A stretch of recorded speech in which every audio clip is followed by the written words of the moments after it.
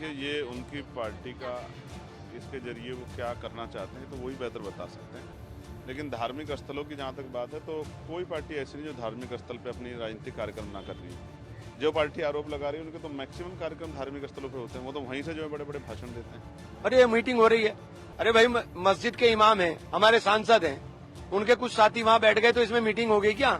बाहर बारिश हो रही है, धूप के अंदर, गर्मी के अंदर बहुत है, बाहर नहीं बात हुई, अंदर बैठ करके बात करने लग गए, बैठ गए। इसमें बिला वजह का तमाशा कर रहे हैं। इन्हें शर्म आनी चाहिए। क्योंकि भ्रमित करने का हमेशा भारतीय जनता पार्टी की नीयत रही है। हमारे मूल जो प्रॉब्लम है इस देश की, उससे ध्यान भटकाने के लिए इस तरह की बातें करी। मॉनसून सत्र जारी है, पूरा विपक्ष एक साथ है, वो भी हम साथ साथ हैं के स्टाइल में, अगर आप तस्वीरें देखेंगे। लेकिन इस बीच मानो कुछ वक्त पहले जिनकी तलवारें खींची थी वो जब एक साथ होते हैं तो दिलचस्प हो जाता है नजारा। दरअसल बात करें इमरान मसूद, अखिलेश यादव की, एक तरफ जगदीप धनखड़ और ऑपरेशन सिंदूर जैसे मुद्दों के बीच में बिहार वोटर लिस्ट के SIR को लेकर कांग्रेस सपा के सांसद एक दूसरे के साथ दिखाई देते हैं, एक दूसरे का हाथ थामे दिखाई देते हैं।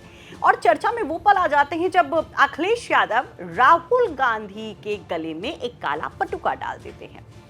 अब यहाँ पर अखिलेश यादव मानो कि पूरा लाइमलाइट खींच लेते हैं। लाल टोपी के साथ अखिलेश और उनकी टीम जब काले पटुके के साथ पहुंचती है तो चर्चा होना लाजमी था, लेकिन उससे ज्यादा चर्चा अखिलेश यादव की कुछ तस्वीरों को लेकर होती है, जिस पर भयंकर बवाल भी कटा हुआ है, जिस पर घिरते दिखाई देते हैं अखिलेश यादव, तो पूरा विपक्ष मजबूती से उनका साथ देता दिखाई देता है, बीजेपी पर चढ़ाई करता दिखाई देता है, जिसकी झलक आपने देखी।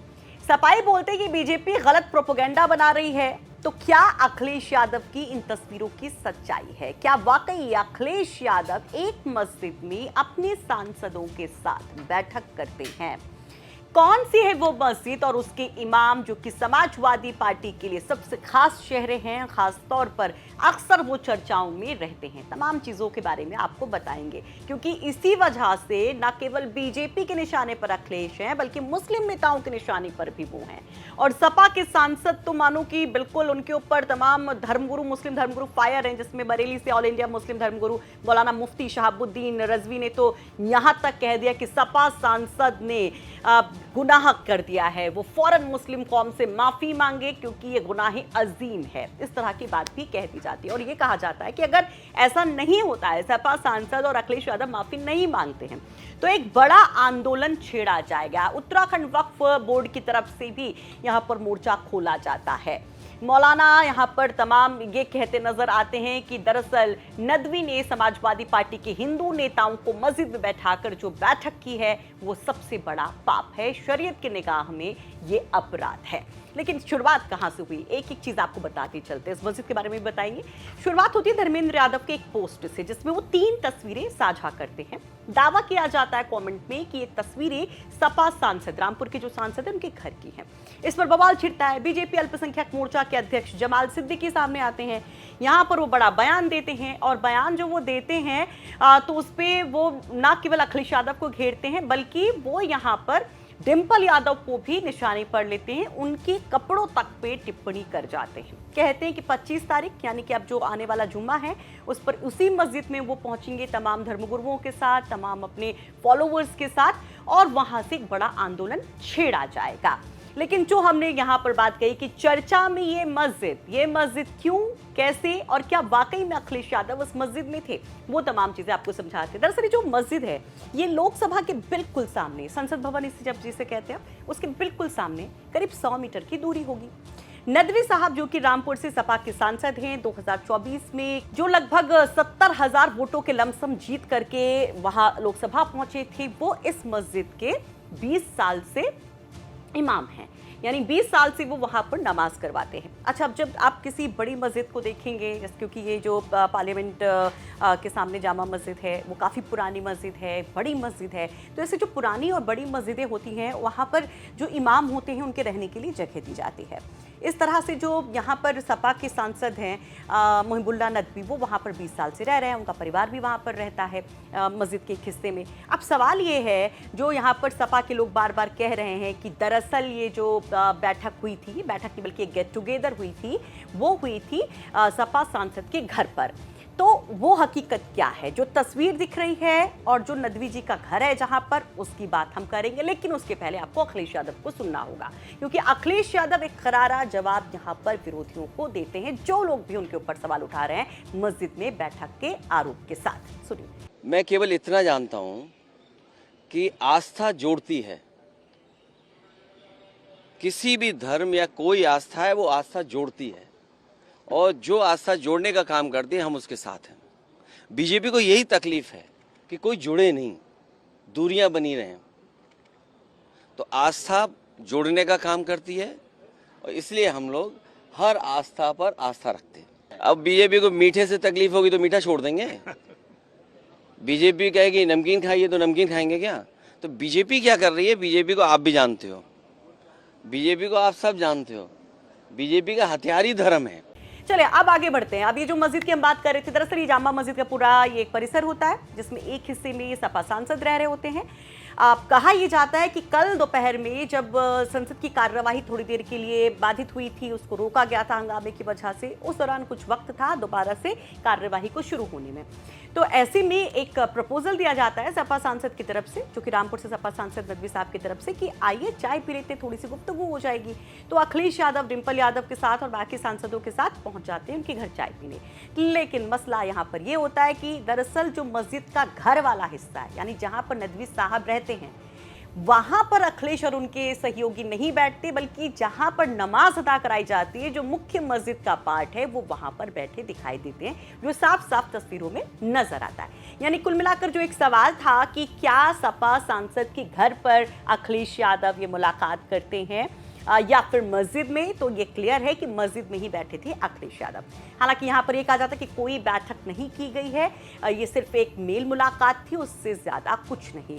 नदवी साहब जो विवादों में रहे, कभी अपनी पत्नी की वजह से, कभी अपनी सांसदी जीतने को लेकर के, वो तमाम विवादों की फहरिस्त भी आपको हम जरूर बताएंगे कि कैसे आजम खान को दरकिनार करके अखिलेश यादव ने इन इमाम साहब को गले लगाया था। टोपी और दाढ़ी वाले एक शख्स को अचानक से लोकसभा चुनाव में आजम खान की इच्छा के विरुद्ध वहां पर उतार दिया जाता है।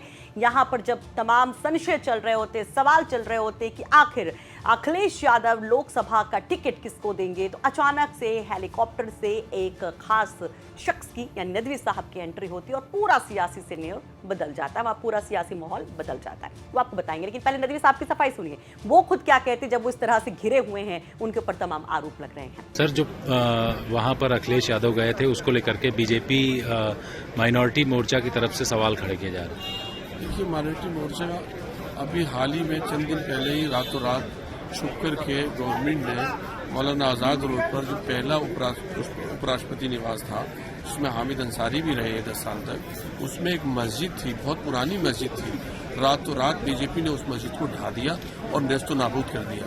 बीजेपी जहां जहां सरकारें हैं, दिल्ली में कई जगह पर मसाजिद बीजेपी ने खत्म कर दी, मिलियमेट कर दी, तो बीजेपी अल्पसंख्यक मोर्चा उनके बारे में बात करे। ये तो अल्हम्दुलिल्लाह मस्जिद आबाद है, यहाँ कोई भी विजिट कर सकता है। सैयद शाहनवाज हुसैन साहब बीजेपी के हैं, करके उन्हें बीजेपी ने आइसोलेटेड कर रखा है बहुत दिन से, जबकि उन्होंने बीजेपी कम्युनिटी को सब कुछ तैयार किया बीजेपी के लिए, लेकिन फिर भी जो है वो आइसोलेटेड है। तो बीजेपी के वो तो नमाज पढ़ने आते ही हैं, मस्जिद कैंपस में न जाने कौन कौन लोग आते रहे हैं। उधर मस्जिद के बराबर में राष्ट्रपति जी फखरुद्दीन अली अहमद साहब जो पहले राष्ट्रपति थे, उनकी भी खबर है, वहाँ पर भी बहुत से लोग आए हैं, बीजेपी के लोग भी आए हैं और वाजपेयी जी भी आए हैं। तो बीजेपी का तो धर्म को एक पॉलिटिकल बेनिफिट के लिए इस्तेमाल करती है, तो इसलिए उनका ये इल्जाम बेबुनियाद है। डिंपल यादव के लिबास को लेकर के भी सवाल खड़ा किया जा रहा है कि इस तरीके से मस्जिद में जाना। हमारे यहाँ खवातीन के लिए लोगों की विचार और मानसिकता को बदलने की जरूरत है। हमारी मस्जिद में खवातीन भी नमाज पढ़ने के लिए आती हैं और विजिट करने के लिए भी आती हैं, वहाँ किसी को रोक टोक नहीं है। तो आपने सफाई सुनी, नदवी साहब कहते हैं कि दरअसल इसमें कुछ गलत नहीं है। वो ये कहते हैं कि ये तो सिर्फ एक मेल मुलाकात का एक जरिया था, खुदा के घर में तो कोई भी आ सकता है, क्या हिंदू क्या मुस्लिम, ये यहाँ पर बात कहते हैं। लेकिन नदवी साहब अक्सर चर्चा में रहते हैं, कभी संसद में झपकियां लेते नजर आते हैं, वो तस्वीरें खूब वायरल होती है, कभी संघ के को लेकर जो बयान देते हैं वो खूब वायरल होता है। लेकिन 24 के चुनाव में एक इमाम किस तरह से सियासी सिकंदर बना, वो किस्सा जान लीजिए। 24 का लोकसभा चुनाव था। आजम खान काफी नाराज थे, जेल में थे, उनके बेटे भी जेल में थे। तब ये हुआ कि भाई कौन यहाँ पर पूरी विरासत को संभालेगा। कहा गया कि आजम खान जेल से ही तमाम डायरेक्शंस दे रहे हैं, उनकी मर्जी चल रही है। लेकिन एकाएक रामपुर की सियासत में भूचाल आता है जब कहा जाता है कि आजम का धड़ा अलग है, अखिलेश का धड़ा अलग है, वहां पर सपा में बिखराव है। उस वक्त फिर ये सवाल उठता है कि कौन बनेगा सपा का उम्मीदवार। आजम खान की तरफ से एक चेहरा पेश कर दिया जाता है, घनश्याम लोधी के अगेंस्ट उन्हीं चेहरे को उतारा जाने की बात कही जाती है जो आजम खान के बेहद करीबी होते हैं। और जब रामपुर लोकसभा का उपचुनाव होता है तो घनश्याम लोधी ने, बीजेपी के इन नेता ने जिनको शिकस्त दी थी, फिर उन्हीं का नाम आता है। लेकिन अखिलेश यादव बिल्कुल दांव पलट जाते हैं। इधर नॉमिनेशन की घड़ी एकदम कुछ घंटे बचे होते हैं, टिक टिक टिक टिक घड़ी भाग रही होती है। उधर से सडनली जो सपा के प्रदेश अध्यक्ष है नरेश उत्तम पटेल, वो सिंबल लेकर पहुंचते हैं और उधर से दिल्ली से आता है एक विमान जिसमें होते हैं नदवी साहब। मौलाना साहब यहाँ पर आते ही इमाम साहब और नॉमिनेशन फाइल कर देते। तब कहा गया कि क्या यहाँ पर आजम खान से बैर लेकर के नदवी साहब को जो अखिलेश यादव ने उतारा है, क्या वो जीतेंगे कि हारेंगे। तमाम उठा पटक के बीच में आखिरकार आजम गुट को ही सरेंडर करना पड़ता है और सिंबल की जीत होती है। इमाम साहब, जिनका कोई राजनीतिक इतिहास नहीं होता, जो कभी भी सियासत से जुड़े नहीं होते हैं, वो बड़ी जीत दर्ज करते हैं। उसके बाद यहाँ पर शुरू होता है कोर्ट कचहरी का सिलसिला।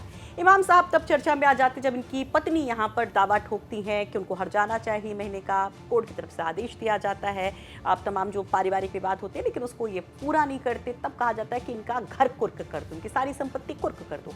जैसे तैसे बात बनती है, कुर्की से बचते हैं और जो कोर्ट की तरफ से तय राशि होती महीने की, वो पत्नी को देने को तैयार होते हैं। दूसरी तरफ यहाँ पर घनश्याम लोधी, जो हारे हुए बैठे थे बीजेपी के नेता, वो एकदम जले भुने होते हैं, वो एक मौका ढूंढ रहे होते हैं। जैसे ये मामला सामने आता है वैसे वो हाई कोर्ट में अपील कर देते हैं और कह देते हैं कि दरअसल ये जो इमाम साहब हैं, मुहिबुल्लाह नदवी हैं, इन्होंने अपना जो हलफनामा दायर किया उसमें गलत दिखाया और इस वजह से हाई कोर्ट में ये मामला अभी भी चल रहा है, जिसको लेकर गाहे बगाहे उनके विरोधी कहते रहते कि सांसदी कब तक है, भगवान जाने, राम जाने, ऊपर वाला जाने। कुल मिलाकर मस्जिद और उस मस्जिद के इमाम के, सपा सांसद की ये पूरी कहानी जो चर्चा में है, वो आपको कैसी लगी? कमेंट बॉक्स में अपनी राय जरूर।